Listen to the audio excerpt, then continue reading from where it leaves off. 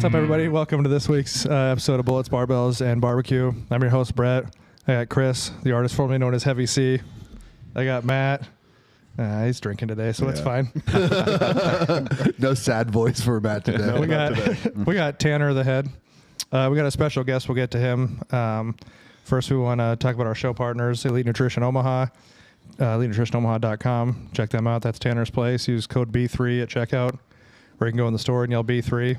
Get a free shaker. Also, Rosewood Block. Make the best cutting boards in barbecue.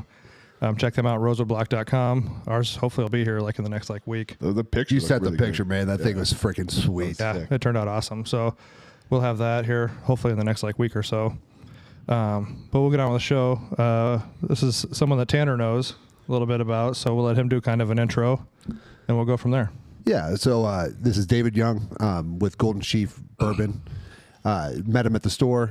I think we ended up talking for like an hour. Yeah. A couple times. That's disappointing for David mainly.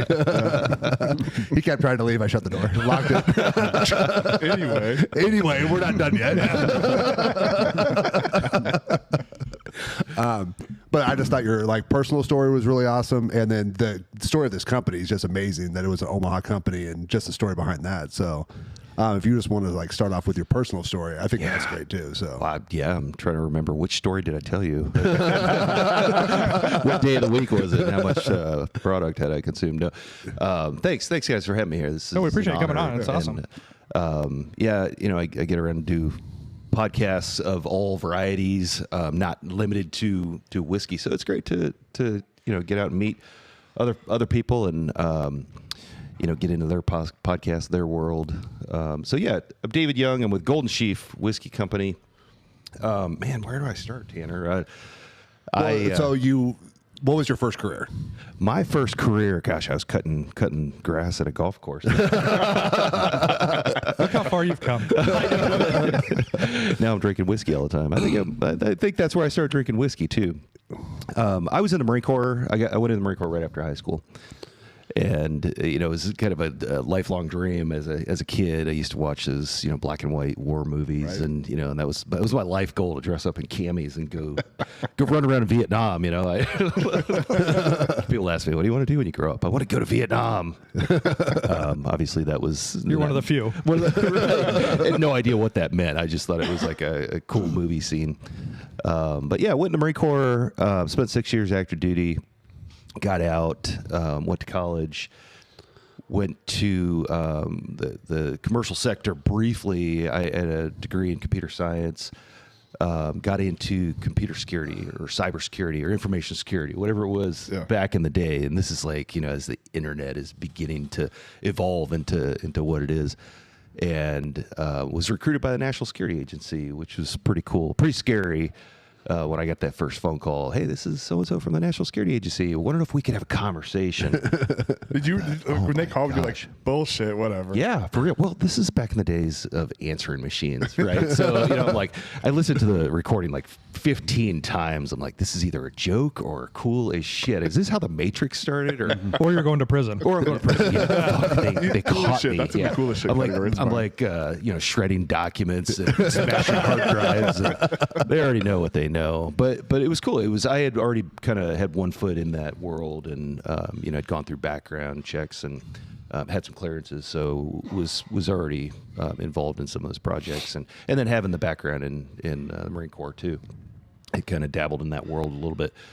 Went to work for the National Security Agency and did some really cool stuff. It was kind of the mecca. I'm all about things. When I get into something, I get into it deep. And so getting into cybersecurity, all of a sudden the National Security Agency, where this stuff is created, they're on the bleeding edge of everything, inventing shit that is. Well, you said when you first went there, they showed you Bluetooth. Oh man, oh yeah. They're like, this is this technology, and it's gonna be the the wave of the future. And I thought, okay, that's cool, but.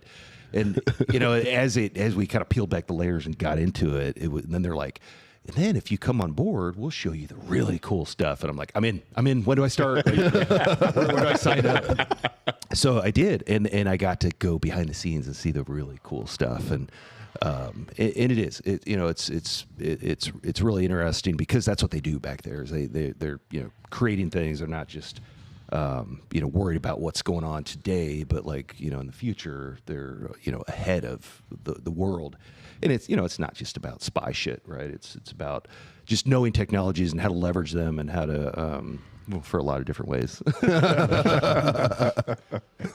But yeah, I had a career, I guess. Looking back on it, it was actually a career. I left the cybersecurity world after 20 plus years, 25 plus years, which makes me feel old as shit. But it was cool. It was prosperous. Along the way, early on, I got into whiskey.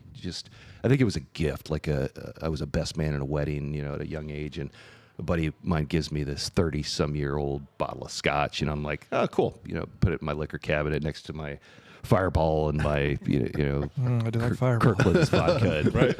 And then one day this bottle comes out, and it's like, this is not a shooter. This is kind of weird. So go from a pint glass with ice to let's put it in a smaller glass and kind of sip it, and then learn how to actually enjoy it. And I latched onto that pretty early. I thought that's cool. Like, you see it in the movies, I want to be that guy that's, the coolest man in the world sipping whiskey and being able to talk, I taste long saddle rides in the desert. And, and it's just kind of that allure, and I fell in love with that at an early age. And then it evolved as a hobby. And then I got into bourbon. Bourbon for me was cool because it's Americana. It's America's whiskey. It's officially, and by the way, I'm going to blurt out all kinds of useless facts about whiskey throughout this. So you gotta hit the pause button. Tell me, hey, we got to talk about other things here. But it became my passion, and then at some point, I stumbled upon this. This is a legacy brand from Omaha. It was born in 1866, the year before Nebraska became a state. And they grew to become the third largest distillery in the country, which is huge. When you think about that time frame, the 1860s. And they were actually distilling out of Omaha? They were distilling, yeah. Third largest distillery. They were producing 13,000 gallons a day. So is that like kind of like blasphemy? Because in that time, right, bourbon was mainly made in Bourbon County, Kentucky. And it has to be, that was like the big start of it, right? Was out of Kentucky. Kind of, not really. Okay. So yeah, nice that's way of saying no. Well, yeah, it was a nice way. Yeah, you're very polite. You can just tell them, You're not completely so wrong. this is where Because it's like bourbon Yeah, 'cause purists that's are what I like was gonna weird ask about about. that stuff. You know what I mean? Like kind of, but so Kentucky bourbon is made in Kentucky. Bourbon officially is made in the United States. Can be made in any state in the United States. Kentucky was actually the group. So when you look at the evolution of our country, East Coast. There was something called the Whiskey Rebellion back in the early 1800s, and this is post-Revolutionary War. GW and his gang just kicked the Brits out, right? And we just won this massive war. Now we're a superpower, but fuck, we're broke. Can I cuss on here? Yeah. Of course. Yes. Okay. Yeah. prefer it. Please do. If you don't, you're going to sound weird. Get out. You've got 3 more F-bombs. So we're broke, right? We as a country, but how can you be a superpower and have, create infrastructure and create this, super society? So they're looking at kind of what resources do we have as a young country. And if you go back to distilling was stills were on every farm, everywhere in the country. And this is like pre-regulation, pre-law, pre-tax. And the reason being, The good old days. So the reason being is when you take your crops to market, right? If you're, of course you're supporting your own homestead, your own family, but you're growing more crops to be able to take it to market and sell it and make a profit and, have revenue for your family, your farm. But if you don't sell those, then they spoil. Crops have a shelf life. So how better than to create something, you take those grains and you distill them and you put them into a vessel that you can transport. You create something that has a shelf life that you can trade and sell and also consume and have fun with, right? But that's just it, is you're no longer just, creating something and then you have a timeline on it. So you've got it for the winter, it keeps you warm. It's got longevity to it, a much more powerful resource. So literally every farm had a still. That was just part of having a farm back in the day. You got to have a still, and you got to make some product. So GW and guys, they're like, what can we tax without pissing everybody off, and what's realistic? And so they decided, they came up with this cool economic system to be able to support the growth of the sprawl of this new country, and they decided to instill a tax on every still. And up in Pennsylvania, Western Pennsylvania, the taxmen started going out and enforcing this, saying, hey, this is America, let's celebrate. By the way, you need to pay us to be able to protect you and provide road systems and schools, all the great things, internet, eventually.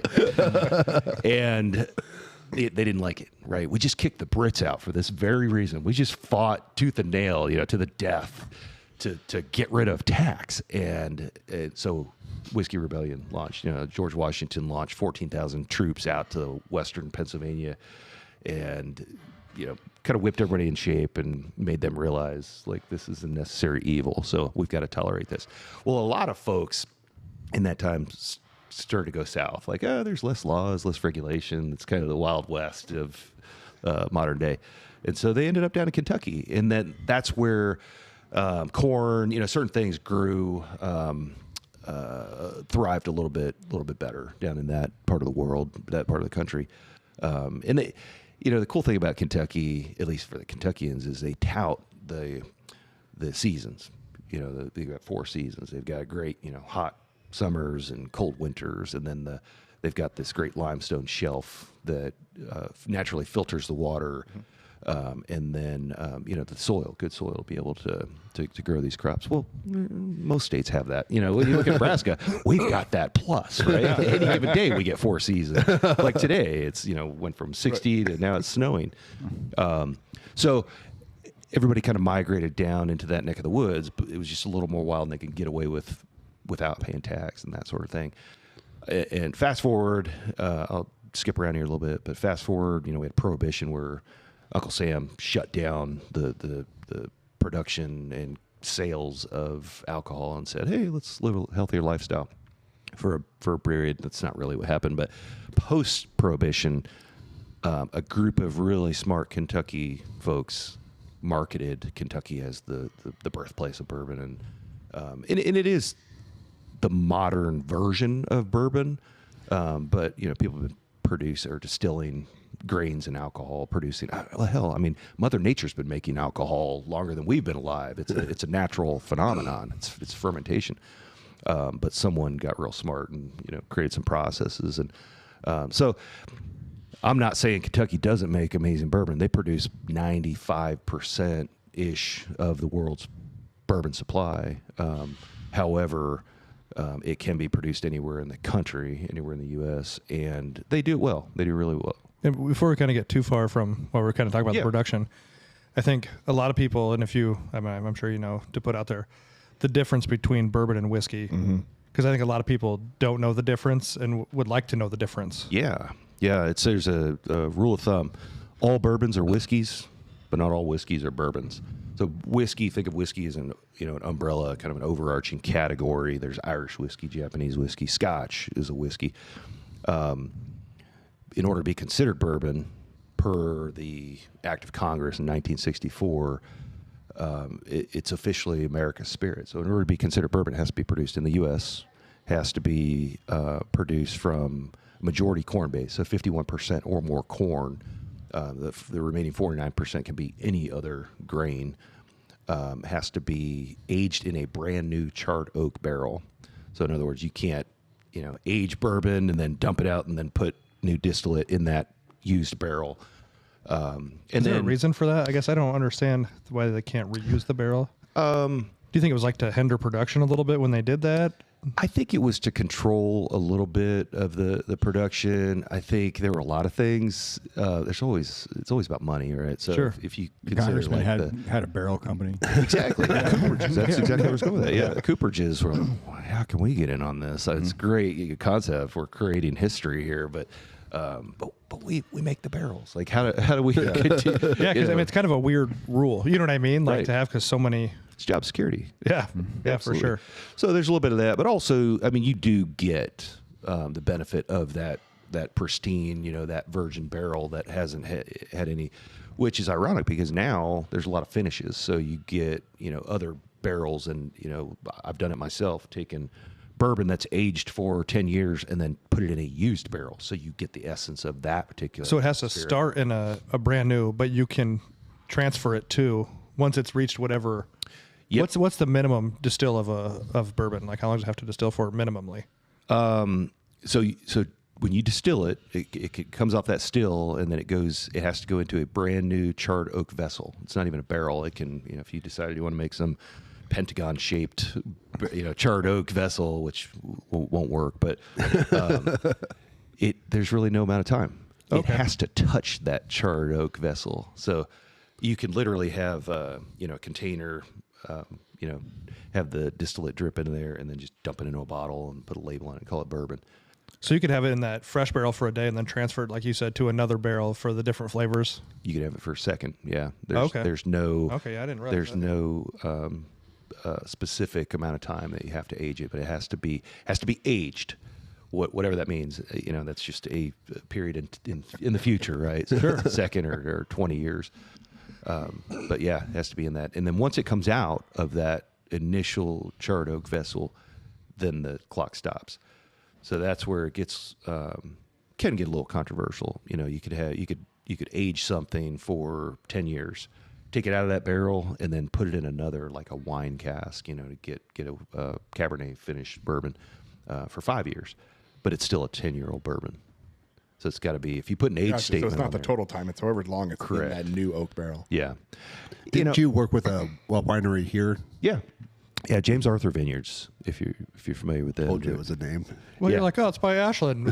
I don't know.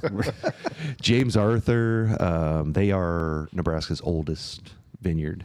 They celebrated their 25th year anniversary last year. And so to celebrate, they did a number of really cool things, broke out some special stuff, and they had some port, or at least Nebraska's version of port, which is a red, sweet dessert wine. And so they had some aging for the last, I think, it was either 12 or 14 years. And so they dumped a couple of those barrels and bottled it. And we were fortunate enough to get those barrels and then put bourbon in one and rye in the other, and put those out. They were a huge success, very popular. We won a number of awards. And they make some amazing wine. Let me tell you a little story about it. So on the label of the bottle, it's the bottom, it says bourbon finished in Trapasti port casks, which sounds super fancy. That's really cool. And not to discount their wine, but similar to bourbon has to be made in the U.S. And port is made in Portugal in order to be considered port, just like tequila is made in Mexico. Okay. You can make an agave spirit here in the U.S., but you technically can't call it tequila. Otherwise, we'll be invaded by Mexico. And I'm kidding, but but same kind of thing. So they put out this Trapasti port, and if you look at the word Trapasti, it's a port spelled backwards. So it's Nebraska's version of a port, which is kind of cool. It's Trapasti port, and I can't tell you how many times people are like, oh, Trapasti. That's fancy. That's from the Highland That's a big version of Portugal. Yeah, that's good stuff. That's a real shocker. Somebody in Nebraska did that, like Exarban. Right. It's a real shocker. That sounds fancy. Yeah, it's the high end version of Nebraska. Yeah. It's the finish on a lot, and there's so many different finishes now. So like when you switched yours, how long did you have them in those Cabernet barrels from them? The bourbon went out first. It was about 6 months that it sat. And admittedly, it's an experiment because you don't know, there's no set. Some larger conglomerates, they've got a standard. They'll put out a port cast finish or a sherry cast finish, and they're doing this in bulk. So it's, they've experimented in the background, and they've kind of got it down to science to achieve which exact flavor profile they want. For me, it was my first time, so it was almost daily pulling samples out of there. Ooh, we're getting close, and all of my influences, my buddies experienced in the industry are like, man, if it's good, take it out now, and put it in a bottle. I'm like, no, it's getting better. It's getting better. Like, we have to push the envelope. And we did. We went 6 months. And then with the rye version, which came out, I think, even better. It had enough port essence in it. But, you know, this is intended to be kind of a top shelf, high-end brand. You know, we're 8, 9, 10 years old. It's a mature whiskey. It's not Fireball at a tailgate in the parking lot. Nothing wrong with that, but but we're not making flavored whiskey is what I'm getting at. So it had that essence of it, but still sort of maintains that traditional, you know, bourbon or rye foundation taste wise. So when you decided to get into it and kind of revive the brand, so is it being distilled here? It's back to being distilled in Nebraska, or? So and that's interesting because that's the first question that people ask is, where is it distilled? I'm what's known as an NDP, a non-distiller producer. So I blend. I'm a blender. Matter of fact, I do a podcast called Blending Bourbon with another gentleman, kind of an icon in the industry. And he's a bit of a pioneer when it comes to blending bourbon. So when you look at scotches, you know, you see 30, 40, 50 plus year old scotches. Like, think about something sitting in a barrel that long. Like, it's going to taste pretty musty, pretty oaky, almost not consumable. So the way they get it to, you know, you're doing some really good things, you know, achieving some really good things, aging in a barrel like that, but you're also creating some unsavory. I mean, think of, like, you know, driftwood in a river. It's real soggy, and you go to pick it up, it almost just falls apart, right? So that becomes part of the liquid in the barrel. They have to blend that. That's not just something they don't just, you know, oh, this one's ready, pop it open, put it in a bottle, and put it out to market, because it sucks. I mean, I get 20 plus, you know, 23 year samples of product, and it's too much. And by the way, if you've been aging something in a barrel that long, you've only got sub 25%. Yeah, a lot of evaporation. So it's reduced down to that.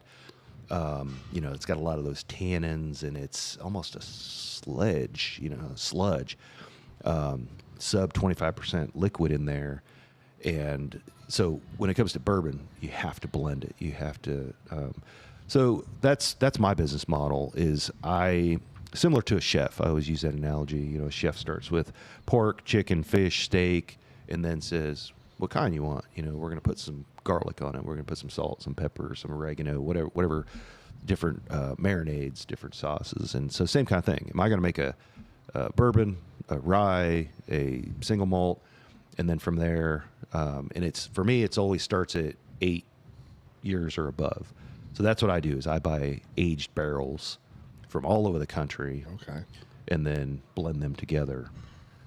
Just last night, we were tasting my girlfriend and I you met Maggie yesterday, had some samples, some 12-year product. And so we were sampling it. It was good. You know, that's a great sweet spot for me. I like that 12, 13-year whiskey. I need to emphasize. I don't know, I'm not in 12, 13 year or anything else.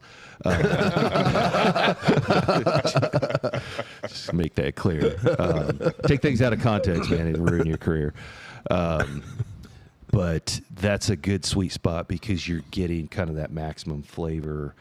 And then to be able to blend that, inevitably you're going to have some unsavory notes or harshness, you know, with the heat. So that's why my blends are typically, I'll say 9-year average right now, and then they're somewhere around 108, 109 proof, ranging, you know, down to 103 up to 118 or so. And that's intentional because throughout my proofing process, I'll create a flavor profile, and then typically out of the barrel, it's about 120-ish proof. And then I will proof the heck out of that down, you know, 118, 116, 114, all the way down to about 85, and kind of do these, you know, variety of testing. But what I'm looking for is that apex where the flavor is maximized and the proof is kind of pushing that versus the flavor being overpowered by the heat. Yeah. I'm sure we've all had alcohol that just burns, and it just, it's like eating a freaking ghost pepper. Ooh, that tastes. Oh fuck, that's too hot. Eventually, you just can't taste anymore. But you get that initial, flavor. So similar type of thing. So yeah, I don't distill is the short answer. I just skip to the chase and buy aged barrels. Well, it'd be kind of hard to start a company if you had to wait 10 years. That's what I was gonna. That's what I look at, because I remember, I kind of remember when Lucky Bucket got started. Yeah. In Omaha, and I'm saying they were going to start doing. I think they did a whiskey for a little bit. I don't know if they still do. They do, yeah. And I was like, man, you got to sit on that for if they were going to from zero to finish. I mean, you got to sit on that for some time. Yeah, a lot of distilleries will start with those neutral grain spirits, the clear liquids, vodka, rum, sometimes a gin. All the liquors that are designed for middle-aged women on diets. That's why I like whiskey. It's full-bodied, it's mature, and there's a need for your 2-3 year whiskeys and bourbons, and a lot of folks will mix it. That's how mixing started, was to mask the shitty bourbon, the shitty whiskeys. Yeah, because it was rapidly produced, throughout Prohibition, because you weren't allowed to produce. Nobody was allowed to produce. Consumption of alcohol during Prohibition was allowed. Anybody, if you had it, you could drink it. You just couldn't buy it, and you couldn't make it.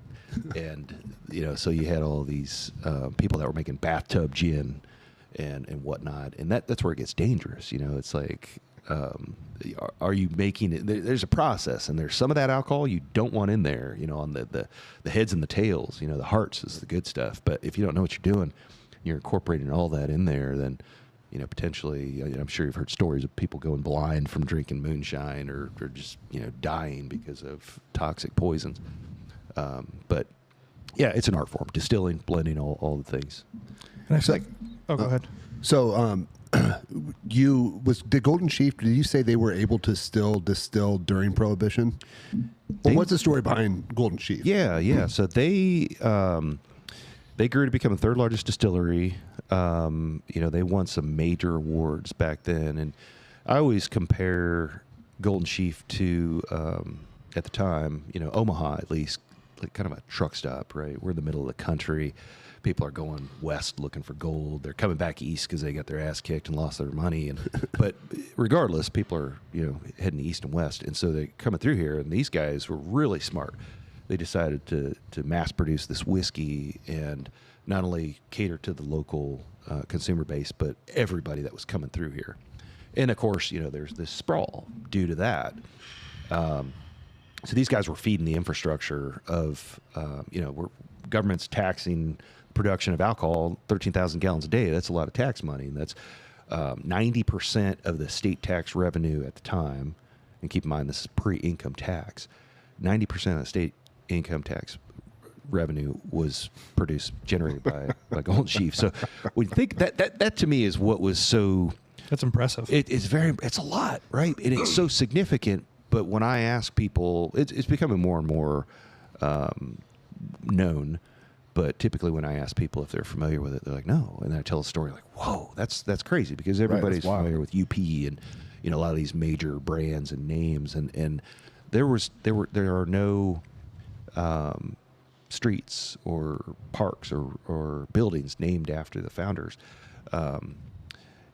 Reason being is there's a lot of shame associated with Prohibition. It was a religious movement. It was Prohibition was basically abuse at its worst. There was no clean water at the time, so grown-ups drank hard alcohol, kids drank beer, and the men at the time, the breadwinners would get shitty, come home, beat up their wives, and that's what started the temperance movement. Was we're done. We're not putting up with this. Like, you got to quit drinking, and then that movement grew into what became Prohibition. The government was very influenced by the female persuasion, and I mean, you can imagine a lot of different ways, but they just, that was it. They had protests and eventually shut down. I'm going somewhere. You asked a question. I got way off topic. The story of Golden Sheep. But I would just like to say that women ruined alcohol. It's basically the moral of that story. I'm gonna not comment on that. So yeah, the temperance movement's flaring up. It's looking like certain. When you look at like the Bible Belt, they're heavily influenced by religion, and They're like, yeah, we agree. Let's shut it down. We propose shutting down the production of alcohol. And so it had these little pockets of support for prohibition. And then leading up to 1920, when the U.S. shut down, the federal government shut down the production and sales of alcohol, they issued 8 invitations to 8 different distilleries throughout the country, and these guys were one of them, to continue producing for medicinal purposes. And back up just a little bit, the guys that started this are a really smart group of entrepreneurs. And they realized pretty quickly, okay, we're producing 13,000 gallons of product a day. You can imagine the spent grains, the byproduct from that. And they're just giving it to their farmer buddies, cattle farmers, pig farmers. And, they're dropping off these truckloads of spent grains one day, and they look out in the field and see these behemoth cattle. They're like, what are you feeding those guys? And they're like, just your free grains. And light bulb went off, and they said, let's buy some cows. Let's buy some land. And so they actually started the Omaha Stockyards, which most people have heard of. It's still a big deal. It still smells like poop. Yeah. It still smells like shit when you go down there. Yep. You drive through there, 75 and 72nd-ish Street, or L Street area, not 72nd. So those are the guys that started that. So when the government said, hey, you can keep going, but we will be up in your shit, monitoring every movement, they said, no, we're good. We're going to stick with cows, and they shut down the distillery. So 1920, this thing shut down. And they did nothing to protect it. They just walked away. They walked away. Yep, that was it. I think that is because of that shame that was associated. A lot of families back then walked away from the distilling world because it was associated with shame. I mean, some of the propaganda, they used to broadcast like, "Oh, it kills puppies, and it's bad for home life." And no shit, it's. Well, it's the same thing they did with weed. Like, what's that shitty documentary that they made about weed? I just will always remember the egg commercial. Yeah, This is your brain. This is your brain on drugs. Thank you, Nancy Reagan. Yeah. Yeah. So when you say they walked away from it, like they didn't close it down, they just stopped, like closed the doors and walked out. So what? And hold on, one more thing with Matt's. Was the distillery where the Stockyards is at? Was it all in the same location then? Where was it located? It was 4th and Pierce Street, so it was right on the river. If you look on this bottle here, this little picture, it was right on the Missouri River. So just south of downtown, you know where the UP Bridge is. So if you're standing on the banks of the river, looking across the river, you'd see the casino boats. The casino's right there. It was right there along that riverbank. 16 acres of distillery is where it started. Reefer Madness. That's the Reefer Madness. Reefer Madness. Yeah. That was people thought it was a documentary. You can actually see a smokestack in that picture, and there's a train. There's a train going across that bridge. That's Are you going to drink out of the bottle? He said you could. He said we could just pass a bottle around. But yeah, that was it. They, as far as the specifics of mothballing the factory, I think they just kind of sold it off. They chunked it up, and I think they continued to produce near beer. There Gross. were some people, yeah, Pussies. which it didn't last. And then for the kids out eventually- there who don't know what near bear is, it's alcoholic or not alcoholic. free beer. What Yeah. about for people our age? What's it called? It's like meatless bacon, right? It's a farce. Turkey bacon. So, when you decided to, obviously there was probably no trademark or anything back then. So when you're going back into it, I mean, you're not reaching out to the family of these people. Right. Well, you I assume they're not researched it all, right? So I stumbled upon this in 2014 and didn't actually roll anything out until 2020. But when as a bourbon enthusiast, you could say nerd, I mean, I would just that was my life. I loved bourbon, and I'm not trying to say I drank a lot. It was just a passion, right? I love this backstory. I mean, you had to the sample. history.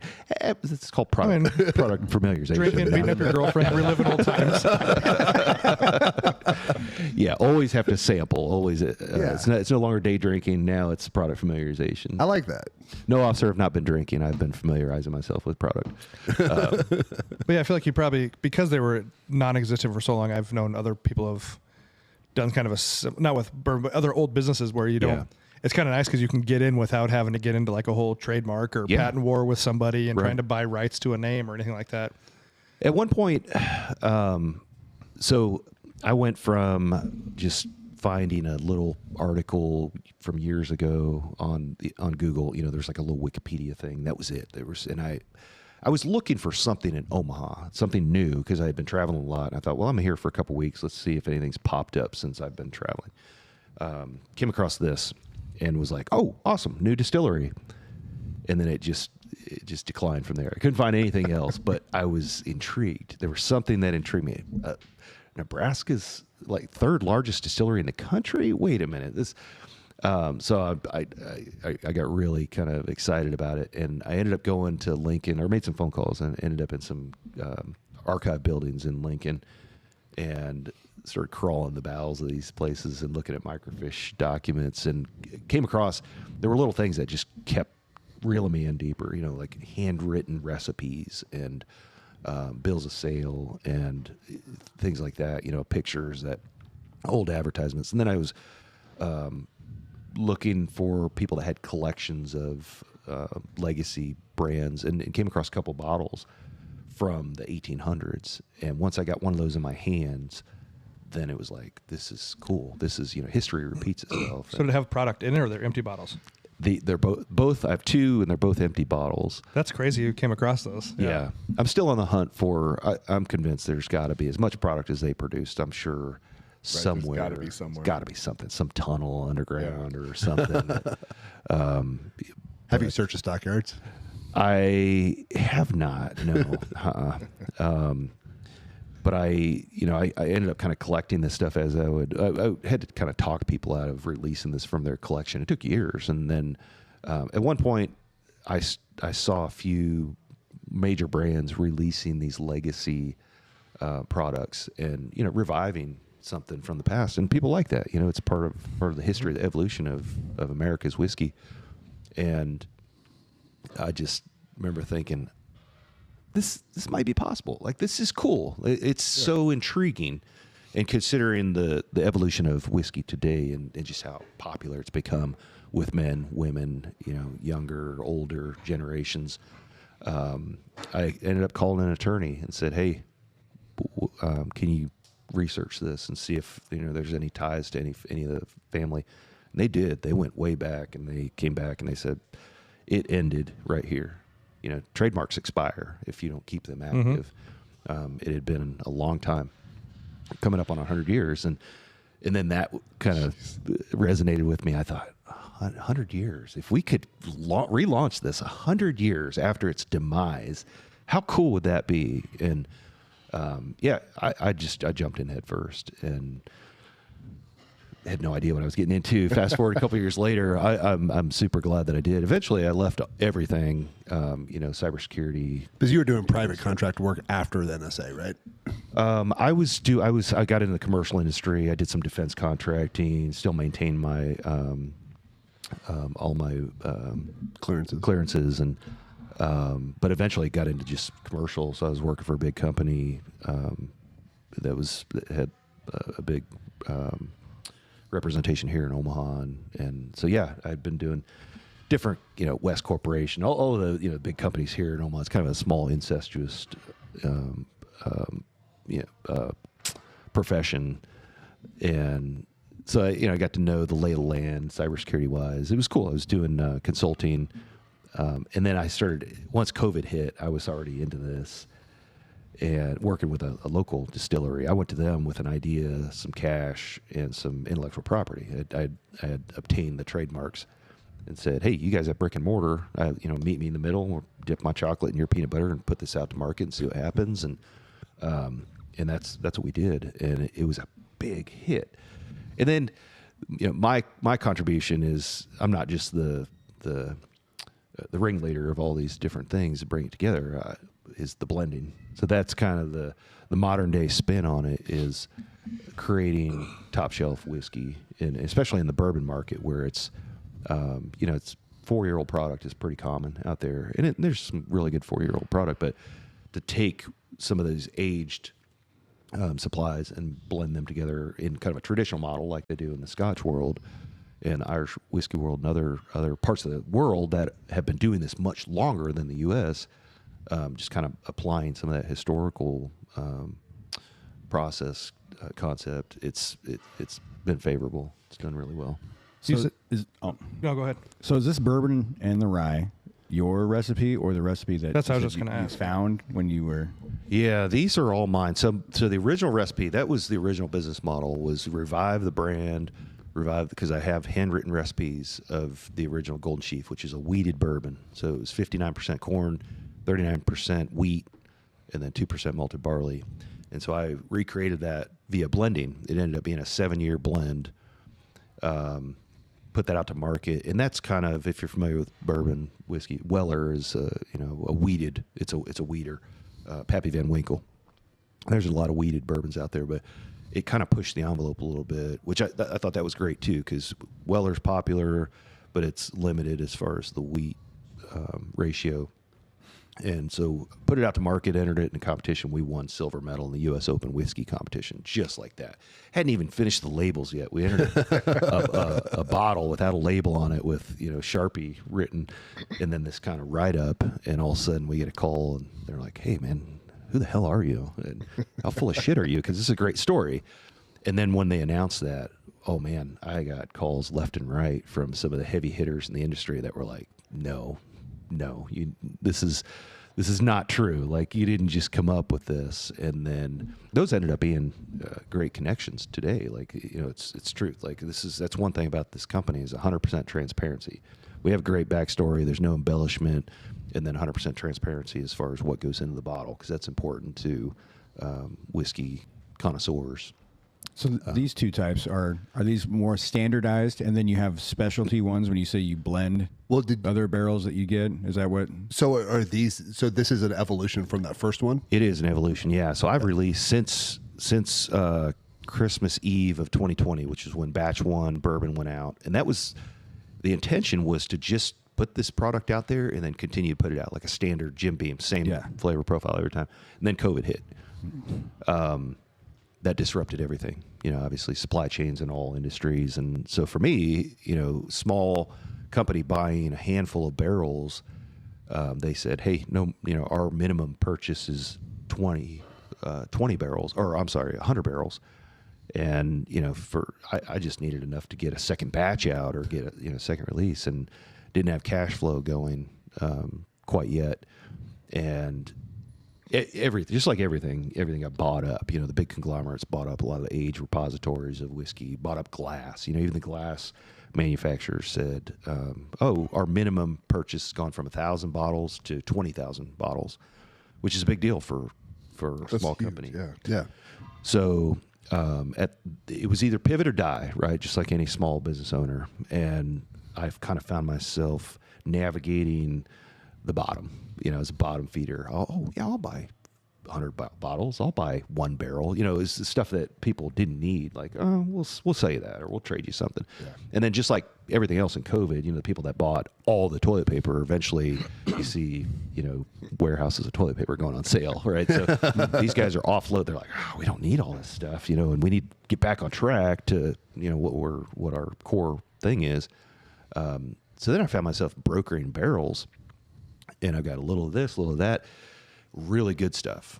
It's aged product, that I had paid kind of lower price for, ended up being an investment. And so I started to create these unique blends. And that's what these are. These are unique blends. They're not your traditional, your kind of standard Big Six brands that are out there, or big six companies. And that's what I do. Again, this is my contribution. So I got away from that original release, and I've since then released 8 other products. This is our standard rye, standard straight rye, and our standard straight bourbon. Those will be released twice a year, kind of larger volume as we scale out throughout the country. But then behind the scenes, we've got these finished products, smaller batch. We've got our port finish. We've got a maple syrup cask finish. We've got a barley wine cask finish, so a variety of those. And but the business model's still kind of evolving into what it is now. I just happen to find myself on this great supply of unique aged product that we can. I also broker barrels, so I'll keep the best of the best for us, and then put out something cool. But now I'm revisiting that original recipe and kind of looking to make that a standard, kind of a 5 to 7 year product. and just keep that on the shelf because it was a big hit. That's what I was just going to. So you keep it as like the Golden Sheaf original blend or something like that? Yep, absolutely. Now, when you say you're getting product, are you getting, is it just barrels of aged different whiskeys or bourbons and then you're mixing them? Is that what you're doing? So, and then in that, then the follow-up question, where do those come from? Like, are those from like the big ones? Like, are you getting like an aged barrel from like Jack Daniels? You know what I mean? Like, I guess I don't know where you get your product from like that, I guess.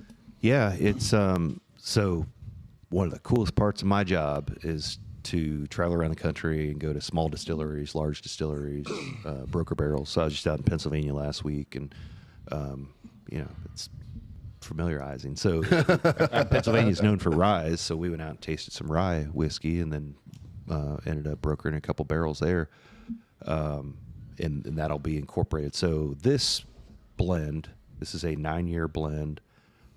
It's a blend of 3 bourbons. Indiana, which is a pretty big player, if you're familiar with MGP. It's pretty. They produce a lot of stuff for a lot of brands. And that if you look at the bottom of every bottle, you have to disclose where your product is produced. So if you look on the back of this one, it says produced in Indiana, Kentucky, and Louisiana. So we've got Kentucky, it's pretty common. Indiana's pretty common. Louisiana's kind of that unique factor in this particular blend. It just, and the thing about different regions is you get different flavor profiles. So I'll use Texas as an example. Texas, anything that's distilled there, because of the climate, because of the, let's say it's a 10-year product, you get 10 years, all those different seasons, 10 of each season, where it's heating up, cooling down, and the different levels of humidity, even the barometric pressure, it all affects that flavor in that bottle. And so the flavor sort of reflects that region. It's like, if we did a blind lineup, had some Kentucky, some Pennsylvania, some Texas, I could easily pick out the Texas and, the other two, but it's just unique. So you can take that and incorporate it in something, and, you've got Indiana, Kentucky, Louisiana, different flavor profiles that create something versus a Louisiana distiller putting out their version. Yeah, it's good. It tastes like Louisiana bourbon. Kentucky tastes like Kentucky bourbon, and so forth. This is, again, back to that chef creating a model. This is a little Italian, a little French, a little, whatever. It's. I was just thinking that. Like, you get to fly around, taste ingredients. Yeah. And then put them together. Yeah, it doesn't suck. I mean, there's.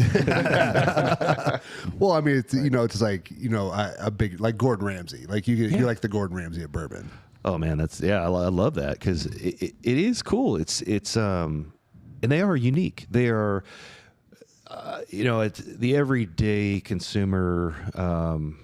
That's something to be said about conditioning the palate and familiarizing. I mean, I've done a little bit of training outside of just consuming, but that's one of the things I pride myself on. Familiarization, yeah, it's one of the things I pride myself on is tasting and knowing. I could pick out a Jim Beam product out of any lineup because it's very unique and they've got their distinct flavor profile and their origin. You can kind of taste the grains, and it's just different from anything else that's out there. And then the other products, Buffalo Trace, and I love doing blind tastings. We'll line stuff up and we'll have a couple different port finishes, but different products. Rate them, but all and then compare, because we're looking at mouthfeel, we're looking at the alcohol, we're looking at just kind of the front, the back of the palate. There's just a lot of different factors that go into it, and so it's also very dangerous. I will say that, like I know. Well, yeah, because I've drank this glass and I could see how it would be dangerous. Right. Yeah, I don't think I've ever been to a tasting and left there and without being like, "This is the best stuff ever." Let's get some bottles. Yeah, it's there's something to be said about high proof alcohol, and I mean, I do a lot of my sampling first thing in the morning. Sometimes first thing in the morning is 4 a.m. And these, have a set of these lined up, the night prior, and either set them up as blind or whatever I'm trying to do, evolve a blend.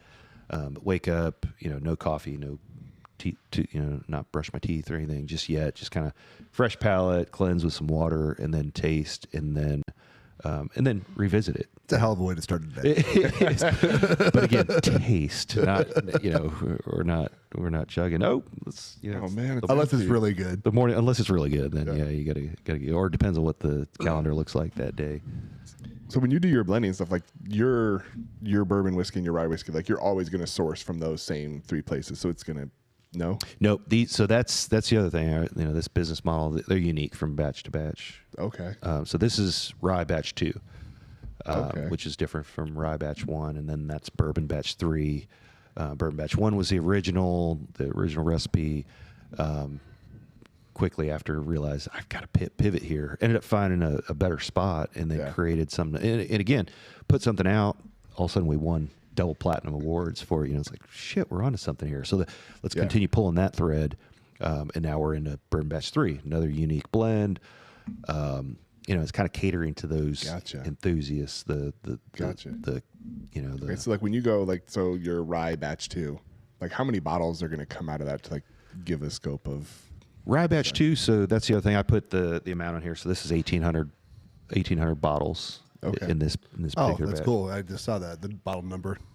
Yeah, again, full disclosure, because that's one thing. Whiskey people, at least the enthusiasts, they're very hardcore about it. They want to know what's in the bottle versus just a brown colored liquor. Well, that's awesome. So like if you're a big fan of rye batch 2, and you get it, like don't think you can just go back and get it every time. We got to create some demand, right? Yeah. Well, and then that's also why as you scale up, you said you're gonna keep number 1. Yep. And that's going to be something you do twice a year? That'll be something, as of right now, the model looks like, so we're brokering that supply of the product to have that at a certain price point, so I can continue to just have that on the shelf all the time. So you want to keep original around all the time and then have these be, because like blended, the idea with blended is it should always taste the same, right? Is that batch should all be the same because of blended versus like a single barrel? So every one of these bottles, all 1,800, will taste the same. Yeah. So it's a combination of X number of barrels that go into a giant vat, and then we bottle them all up. So those are all the same. Single barrel, same thing. Every bottle in that batch tastes just like the next you get. But barrel to barrel would be different. Barrel single would be barrel different. Yeah. So I think a lot of people don't understand what blended is versus like a single barrel. Right. And that's, a lot of like Jim Beam. Jim Beam is a blended whiskey, and it's not ironic that every bottle of Jim Beam tastes exactly like every other bottle of Jim Beam, standard white label. Yeah. There's actually, I think that's cool. So I met a gal down in Kentucky, Sherry Moore is her name. She worked at Jack Daniels for 30 plus years, and one of her jobs was to ensure that Jack Daniels tasted like Jack Daniels. Year over year over year, and so to be familiar with what it tasted like back in the 70s, and sure, and man, that's the opposite of what I do. I want this to be unique from the previous batch. I want people to go, oh, I like that one because it's good this way, and it's not the same thing. But that was her job, and when she talks about that, so I had her on my podcast, and she talks about her team of people, and you got 50 different rick houses which hold about 30,000 barrels per building, and each part layer, level section of the building, because of the way that the sun comes in and the air flows through, has its own micro atmosphere. I've heard where it's on the shelf and how it is can completely change the taste of the barrel. Yeah, and so for her and her team to know, okay, in the southwest corner on the 3rd floor of building H, it has this kind of flavor profile. And basically it's like a puzzle. Like, okay, here's our baseline. This is what Jack Daniels tasted like in 1972, 73, all the way up to now. We're blending more product. Wait, we need to pull it back. It needs to be nuttier. It needs to be whatever. Yeah. It's not just cracking open a barrel and dumping it in and feeding. It's not like making Coca-Cola. Right. That's a recipe. Because you can't just run it through some kind of chemical test, some kind of machine. It's like, oh yeah, you're good. Yeah. So she's very familiar with it. Yeah, Daniel should start doing that. This is bottle 7 of Building 5, southwest corner. Well, no, I think that's so cool that the bottle number's on there. That's that's one thing about enthusiasts in this world, in the whiskey world, is they like something that not everybody has. And I learned that. I mean, I've been a whiskey nerd for years and years and years, 20-some years.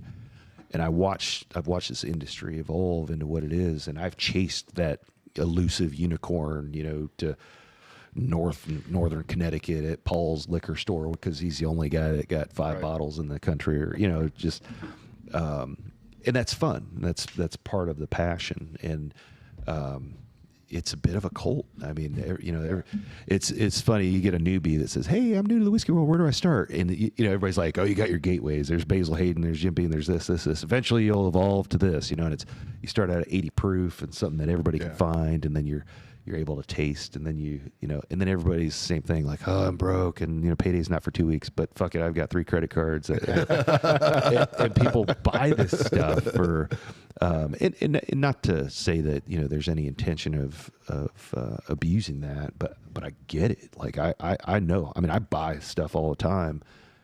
I'm like, do I need that?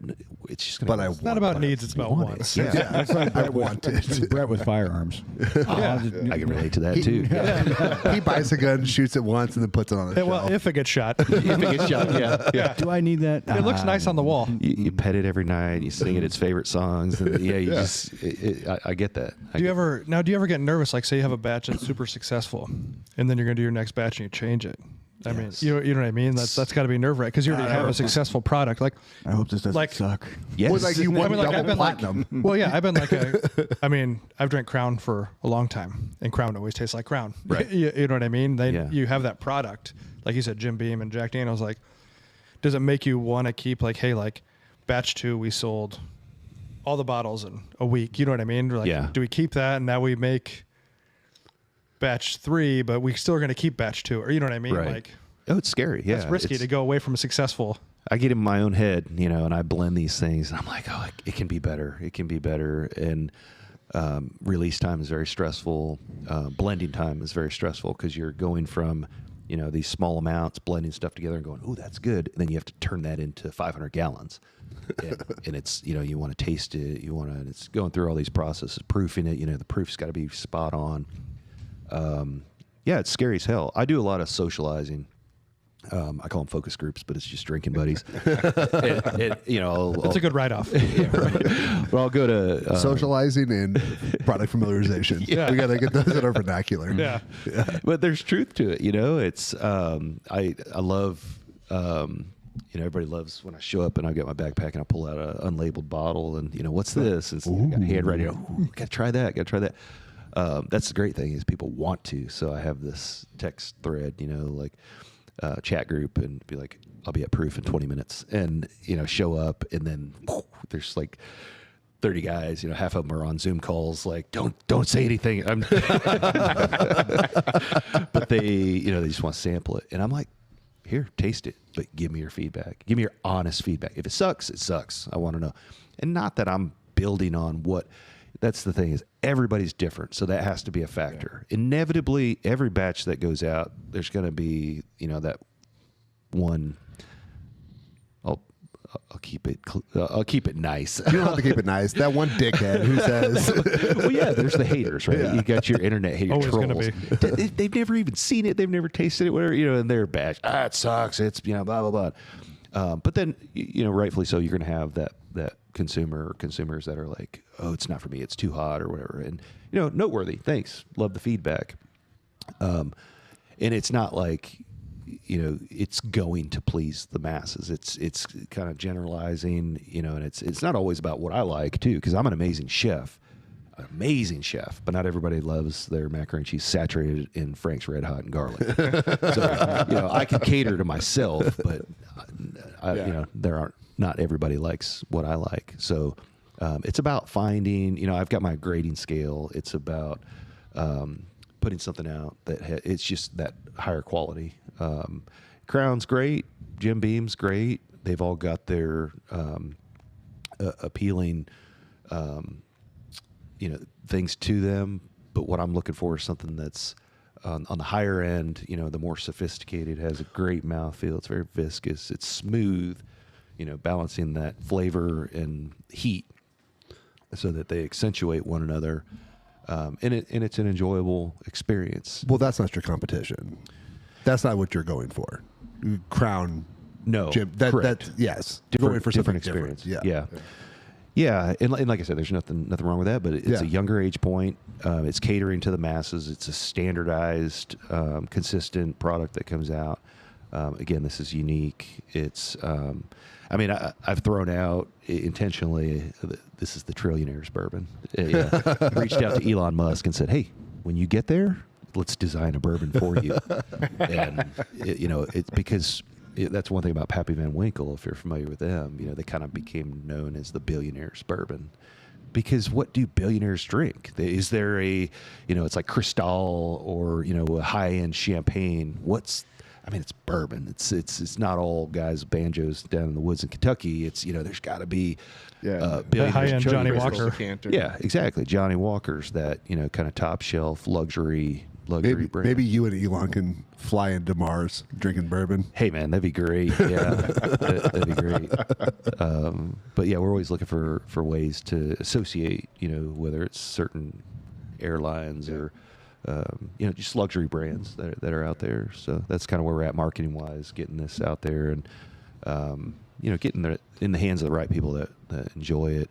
I get a lot of feedback on price point. These are $125 SRP, and that's not for everybody. It's not for me. That's what we say about the gym. We're not for everybody. Yeah.